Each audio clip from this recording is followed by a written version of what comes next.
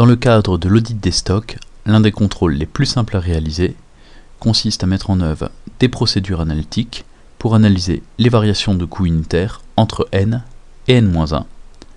Les variations significatives feront alors l'objet de tests de détail sur les documents, c'est-à-dire sur les factures d'achat, de manière à vérifier le coût unitaire retenu dans la valorisation des stocks. Nous avons donc obtenu les fichiers de stock de l'exercice 2010 et de l'exercice 2009 que nous avons simplement collés l'un en dessous de l'autre. Les codes articles ont été simplement collés en dessous des codes articles de l'exercice suivant.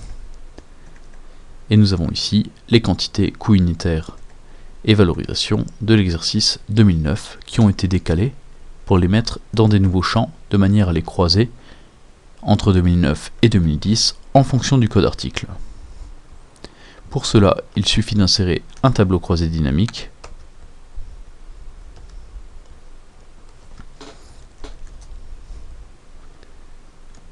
Nous allons donc réaliser l'analyse sur la base du code article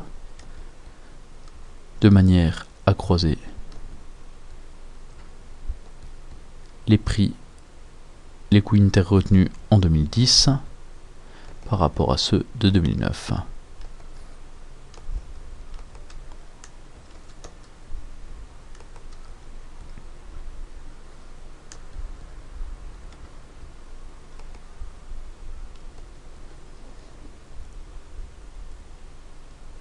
Nous pouvons insérer des formules de calcul pour faciliter l'analyse, avec une première formule que l'on peut appeler variation de coût unitaire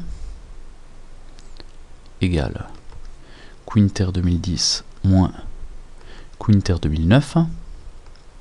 Éventuellement, on peut la présenter sous forme de pourcentage.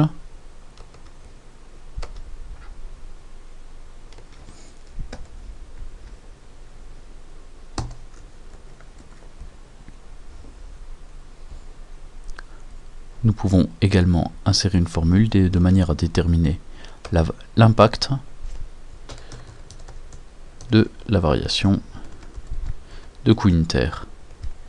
Dans ce cas-là, cela correspondrait coût unitaire 2010 moins coût unitaire 2009 multiplié par les quantités 2010.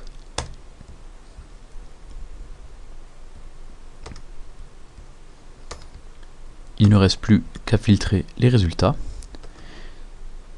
Nous allons par exemple analyser les variations supérieures à 20%.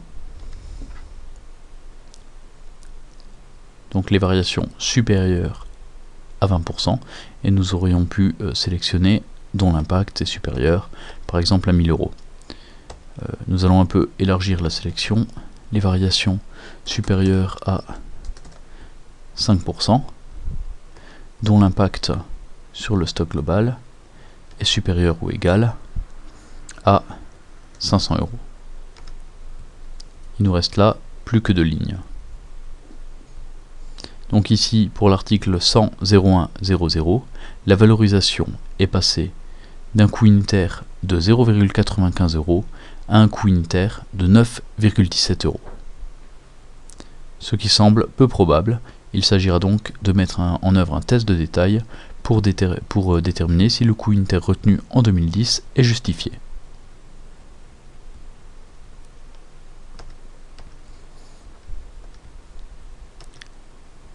De la même manière, nous pouvons analyser les variations inférieures ou égales à moins 0,05, puisque l'analyse doit toujours être menée des deux sens, ayant un impact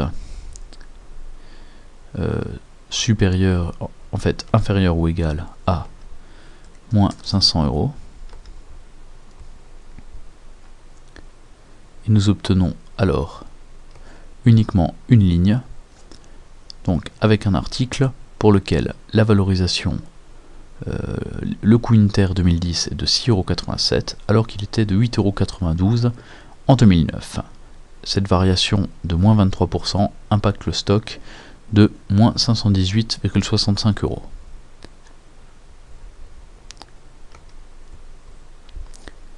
Les variations significatives feront donc simplement l'objet de tests de détail. Là également, nous pouvons voir tout l'intérêt des techniques d'analyse de données qui permettent de manière simple d'orienter nos contrôles classiques plutôt d'effectuer des sélections par sondage au hasard.